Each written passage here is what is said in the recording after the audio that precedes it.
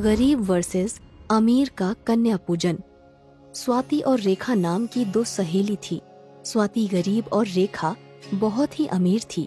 रेखा को वैसे तो गरीब लोग पसंद नहीं थे, लेकिन स्वाति रेखा के घर के कामों में बहुत मदद करती थी। बस इसी वजह से वो स्वाति से मेल जोल रखती थी। एक दिन, स्वाति, परसों से नवरात्रे शुरू होने वाले हैं, चलो मार्केट से नवरात्रों का सामान लेकर आते हैं। भैया, मुझे एक फिनाइल की बोतल दे दो। स्वाति, तुम भी ले लो, इससे पोछा लगाने से घर साफ सुथरा रहता है और माता को साफ घर बहुत अच्छा लगता है। नहीं रेखा, मेरा घर कच्चा है तो मैं उसे गोबर से ही लीपती हूँ। ठीक है। दोनों दूसरी दुकान पर जाते हैं। भैया, आप मुझे ये फूलों की माला दे दो, 2 जोड़ी निकाल देना, मेरी सहेली भी लेगी। अरे, मैं ये नकली फूल माला नहीं लूंगी, मैं माता को असली फूल माला चढ़ाती हूँ। पता नहीं इतना सब कैसे करती हो, इतना टाइम कैसे निकाल लेती हो इन सब के लिए। वैसे भी आजकल जब सब चीजें बनी बनाई मिलती हैं, तो क्यों इतनी मेहनत करनी। वैसे भी मेरे पास तो इतना टाइम ही नहीं जो डेली माला बदलूं। एक दिन लगाओ और पूरे दिन तक छुट्टी। हाँ रेखा, लेकिन मुझे ये सब करके अच्छा लगता है। दोनों सहेली सामान लेकर घर आ जाती हैं और पहले नवरात्रे वाले दिन, अरे स्वाति, जरा अपनी नवरात्रि की तैयारी तो दिखाओ। हाँ हाँ बहन, आ जाओ, देखो ना। अरे, ये दरवाजे पर आम के पत्तों की लड़ी। ओहो, पूरे घर में गोबर की बदबू। हाय, कैसे रह लेती हो तुम इतनी बदबू में। देखो, ये ताजा फूल हो गए ना बासी। अगर तुम यही प्लास्टिक के फूलों की माला लगाती तो पूरे 9 दिन तक ताजा रहते। अभी तो शाम भी नहीं हुई, अभी से ही तुम्हारी मेहनत हो गई ना पानी में। लेकिन उन प्लास्टिक के फूलों में से सुगंध तो नहीं आती ना, जो माँ को मनमोहक लगती है। इसमें क्या बड़ी बात है, सुगंध के लिए परफ्यूम छिड़क दो। और वैसे भी इस गोबर की बदबू के आगे कहाँ परफ्यूम काम करेगा। और ये क्या, तुमने माता मिट्टी की बनाई है? मेरी माता की मूर्ति देखना, देखती रह जाओगी। बहन, मैं तो हर साल ऐसे ही अपने हाथों से माता की मूर्ति बनाकर पूजा करती हूँ। हाँ ठीक है, माता की मूर्ति बहुत पैसों की आती है, तुम्हारे पास इतने पैसे कहाँ। अब तुम जो भी समझो, इसे मेरा माता के प्रति प्यार समझ लो या मेरी गरीबी, लेकिन मुझे अपने हाथ से माता की मूर्ति बनाना बहुत अच्छा लगता है। अरे, ये तुम्हारी रंगोली है, कितनी फीकी सी लग रही है, इसमें रंग ही नहीं भरे।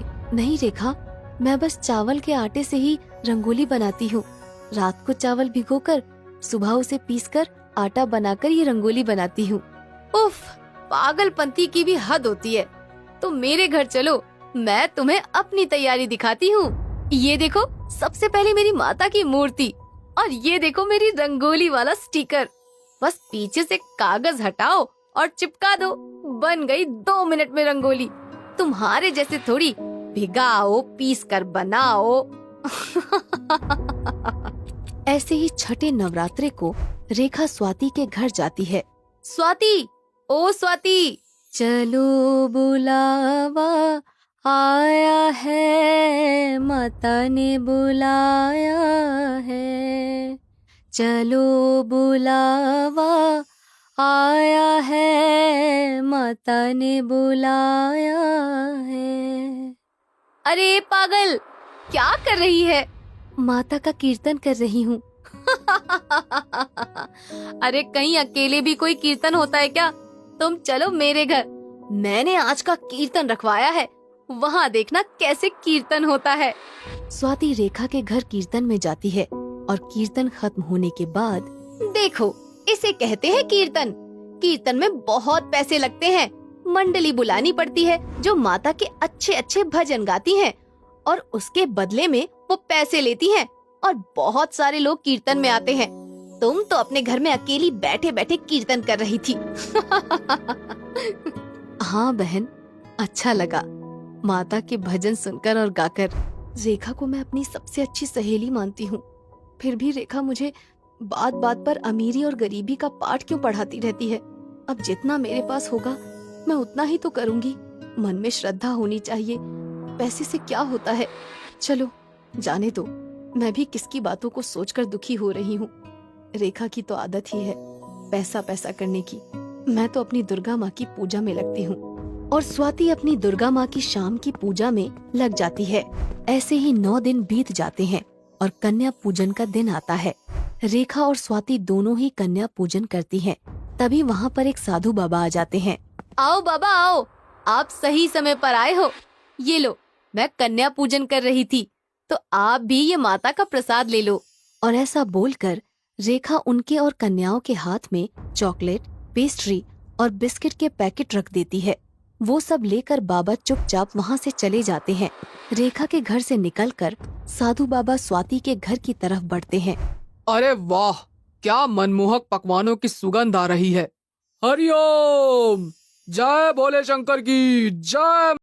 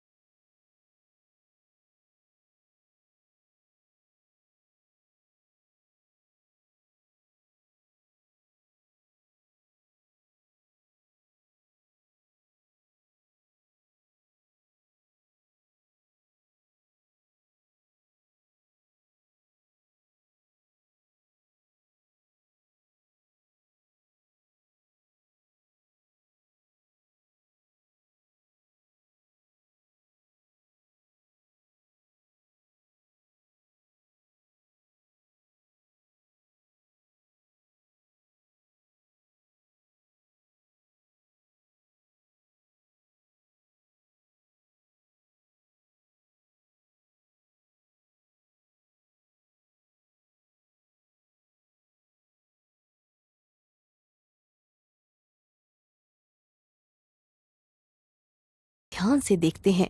फिर कन्या पूजन के बाद स्वाति साधु बाबा को बड़े आदर सत्कार से खाना खिलाती है। खाना खाकर बाबा चलने लगते हैं। तभी रेखा वहाँ आ जाती है और साधु बाबा चलते चलते स्वाति को बोलते हैं, खुश रहो बेटी, ऐसे ही मन लगाकर माता की पूजा करना। माता रानी तुम्हारी पूजा से अवश्य प्रसन्न होंगी। माता रानी तुम्हें खूब तरक्की दे, ताकि तुम ऐसे ही हमेशा नवरात्रों में कन्या पूजन करती रहो। अरे बाबा, ये क्या बात हुई? मैंने भी तो कन्या पूजन किया था, मुझे तो आपने ऐसा आशीर्वाद नहीं दिया। बेटी, तुम बुरा मत मानना। इतना पैसा होने के बाद भी तुमने अपने घर में कुछ नहीं बनाया। बिना मेहनत के ही बाजार से बना बनाया लाकर कन्याओं को वो खाने का सामान पकड़ाया और उन्हें खड़े खड़े ही वापस भेज दिया। पता नहीं वो सब कैसे हाथों से बना था। पता नहीं उसमें क्या क्या डाला गया था और क्या नहीं डाला गया। मुझे ये सब अच्छा नहीं लगा और इसीलिए मैं तुम्हें झूठा आशीर्वाद नहीं दे सकता था। और अगर तुम्हें सच बोलता तो क्या पता तुम्हें क्रोध आ जाता। इसलिए मैं वहाँ से चुपचाप चला गया। लेकिन यहाँ देखो, इस बेटी ने गरीब होते हुए भी अपनी मेहनत से सारे घर को सजा रखा है। इसने कितने मन से अपने हाथों से एकदम शुद्ध और स्वादिष्ट भोजन तैयार किया है। इस भोजन को तो माँ भी खाकर मंत्रमुग्ध हो जाएंगी। और इसने बड़े ही प्यार से कन्या को बैठाकर भर पेट भोजन करवाया। बाबा की बात सुनकर रेखा रोने लगती है और हाँ बाबा, आप ठीक ही बोल रहे हो। आज मेरी आंखें खुल गई। असली कन्या पूजन तो मेरी सहेली स्वाति ने किया है।